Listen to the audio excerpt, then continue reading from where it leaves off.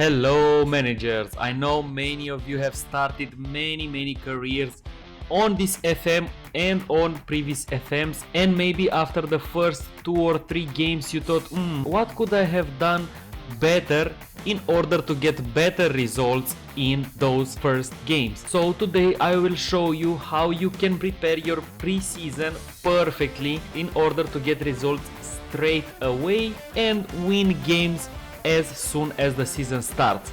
There are many things that we are going to talk about today, from staff, tactics, training, and even some dynamics that are very important for your season. So without further ado, let's see what we can improve in the preseason to have the best results that we can. As you can see here, I took the job of Crystal Palace, one of my favorite teams in England. As you know, they have some really good players this year and the coach did an insane job to get them to compete. So when you get hired, you will get this screen, nothing much to see here. So let's go to the next page. Then this is the tactics that they suggest to you, but we will see how we will pick the tactic afterwards. And now we get to our first choice here, the arrangements that we get. Schedule a press conference to meet the media. Myself, I don't do any press conferences. I don't really like that. I feel that they are a waste of time, so I always choose no. And an intra-squad friendly, this is pretty helpful to get a grasp of your team, see how the players came back from vacation and stuff like that. But I don't think it's really that important, so it's up to you if you choose yes or no here. As for the coaching meeting, I choose to have it every 2 weeks or every month. Actually, for me, when it comes to meeting with the coaching staff, I suggest you pick this if you are a beginner every week, and if you are more experienced, every month or every 2 weeks. For me, it's gonna be every month. Then here we go. We are in our inbox right now. First things first, what I want to see from the team is the squad. Of course, you can just use the general info, it's pretty good as well to see what your team is best at and what your best players are. Why do you want to know that? Because this is how you are going to choose your first tactic. As you know, a good coach has to know what their players are best at and focus on creating a tactic around those players. For us, we have Michael Olise, who is a inverted winger on the right. We have Gehi, who is a very good center back. Eze, who is an advanced playmaker on that advanced midfielder role. Joachim Andersen, Ducouré, as you can see, we have two very good DMs right here. Chris Richards as well, also Edward Jondan Ayew. So we have good wingers, we have good DMs, and we have very good central midfielders. So a 4-2-3-1 or a 4-3-3 would be a very good tactic to choose for this team, since we are going to put Olise and Eze on their main roles, and also Gehi and Anderson can play in a back four without a problem, since their ability is very high. Then you want to go to the staff tab. Your staff is very important if you want to achieve greatness with your club. As you can see here, our coaching team in comparison to the English Premier League is very low. Also, our scouting department or recruitment department, I should say, is very low, even less than average, but our medical department is pretty good. So what I would focus on is going through all this stuff and see who I can fire and find some better coaches, because as you can see here, we are in the bottom half with our staff and it really needs improvements. To search for staff, you have two possibilities. You can place an advert for each and every one of those roles, like assistant coach, goalkeeper coach, fitness coach, and performance analyst. Or a more advanced search, I would say, is you go to the staff search tab, you go to new search, staff role, coaching, and let's say you want to find an assistant coach. For the assistant coach, the most important attributes is judging player ability and judging player potential. So if we go with a 15 here, we can see we have found 3 assistant coaches that we can hire. This one is actually pretty good, Hernan Gerland. Also, if you want to get more in depth, the personality is very important in coaches as well. You want to choose a personality of ambitious, born leader, driven, devoted, charismatic leader of course, Model citizen, model professional, perfectionist and professional are very good personalities. These are the top personalities, I should say. You can also go with a resolute personality and a spirited or sporting personality. These personalities are very important because your players will pick up personalities from their coaches and will improve more, I should say, if your coaches have better personality. This is even more important for your head of youth development. As you know, every March we get youth candidates and their personality are going to be heavily influenced by your head of youth development. So as you can see, this guy has very good stats, but because he has just a fairly determined personality, I don't expect my wonder kids to be insane. Instead, I think they will be pretty good, but not on those world-class level of wonder. So when you are finished with, you want to be at least in the top half of the league with your staff and everything. Also, when it comes to recruitment, you should also be in the top half. Recruitment is very important if you want to build a great team and win silverware. When it comes to staff, the responsibilities are very important. First of all, if you want to delegate friendly matches and arrange your own friendlies, is what you should do actually.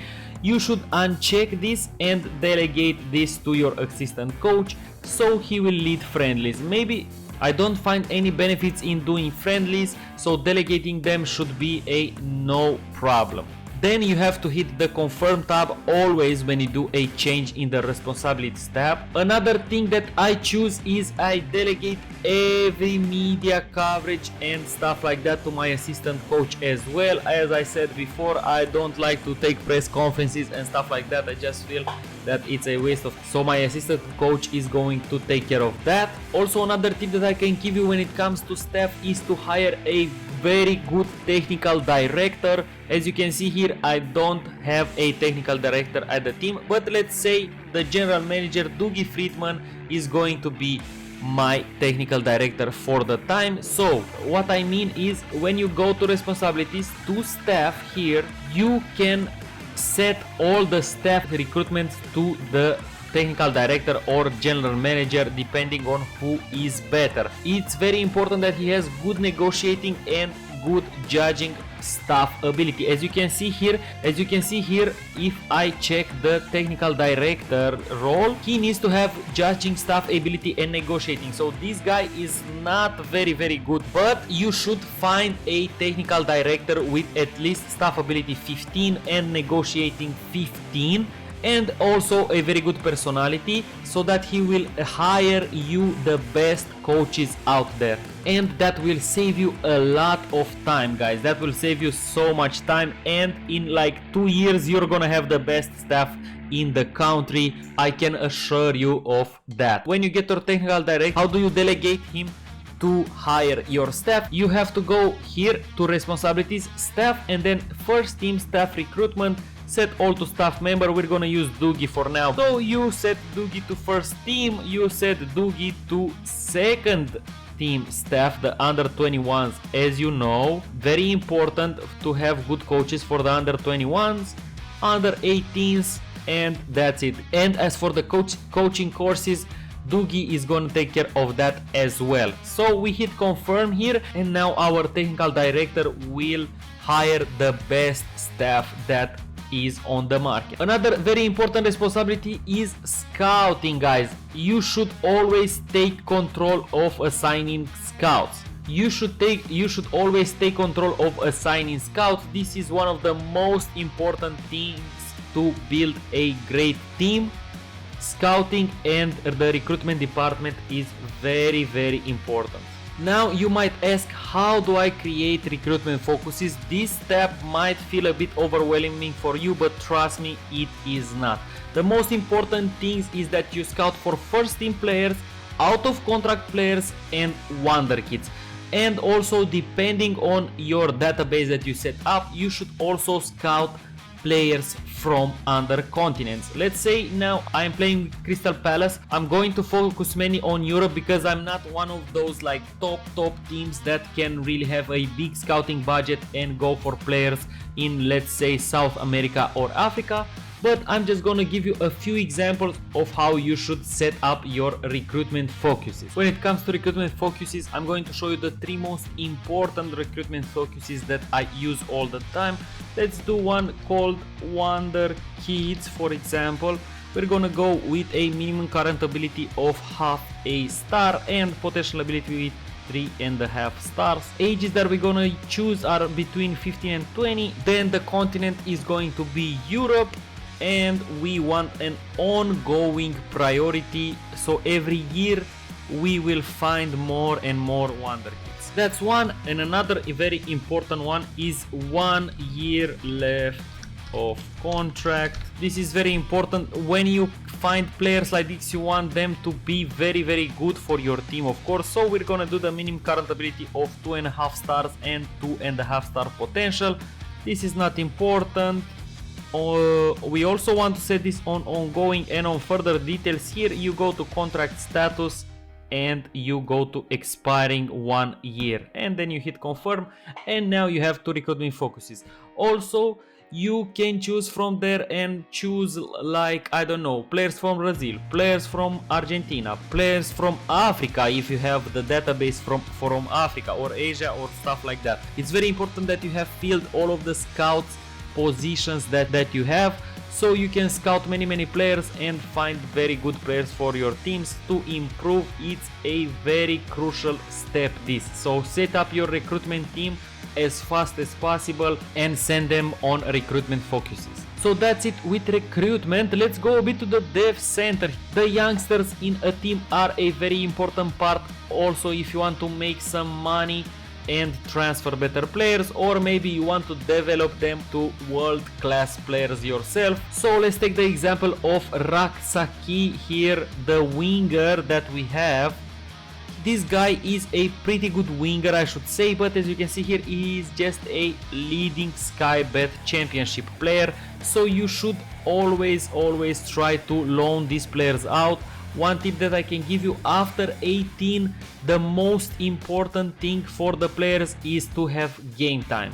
So if you have Wonder Kids and you want to develop them, the best thing that you can do for them is either play them or send them on loans to play, so they can develop outside of your team and then come back and integrate them in the team. To loan them, you just go here to offer via transfer loan, and the most important thing is that you check this regular starter and you log this as well. You don't want to loan your player as a squad player, impact sub or fringe player, because as I said before, you want them to play as many games as possible in order to develop. Now let's go to the training. As I said before, training is a very important part of your team.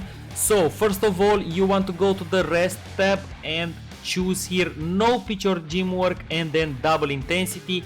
This is very important, especially for a team like Crystal Palace that is not going to play in the Europa League or any European Cup. So you want to check this double intensity every time, but only when their fitness is excellent. Then if you want to take it a step forward, you can actually add your very own schedules for your preseason. As you can see here, I have some schedules from the Sorted Out website. You can check it in the description below. If you want to download the same training methods that I have or schedules, you can check the link below.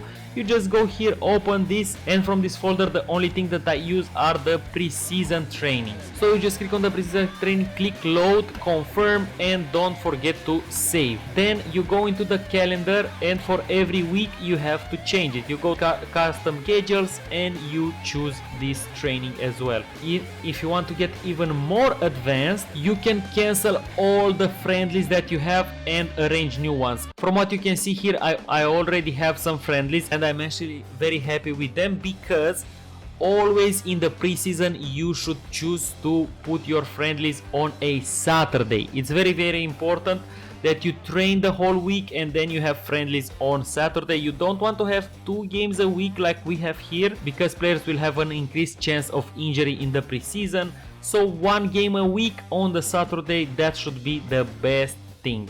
We've covered squad, we've covered training, we've covered the staff, we've covered the dev center and the scouting center as well. The only thing that is left is the tactic. As I said before, when you choose the tactics, you have to consider what your best players are and what their best position is. So for Crystal Palace, I choose a 4-2-3-1 just because I have Eze here, Olise, Olson, Edward, and 2 very good ball playing defenders in Joachim Andersen in Mark Guehi. If you want a more in-depth video on the tactics tab, please write a comment below, leave a like and consider subscribing. Another very important tab is the dynamic tab. Why do I say that? Because team cohesion is very important when it comes to results. If you want to have good results straight from the bat, you want to increase your team cohesion very much in the preseason. How you do that? You go to training, you go to calendar, and you have a couple of options to increase that team cohesion. One is after every game you can choose from here, from match preparation, a match review, and as you can see, the team cohesion is gonna increase after every game. And another way to increase team cohesion is to set an extracurricular team bonding activity for every week. I usually do it on Thursdays, but it depends on how busy the week is. So that's it guys, that's how we perfectly prepare the preseason. Also, if you want to check some very good tactics that can bring your team to the next level, you can check out this playlist right here. Thanks for watching.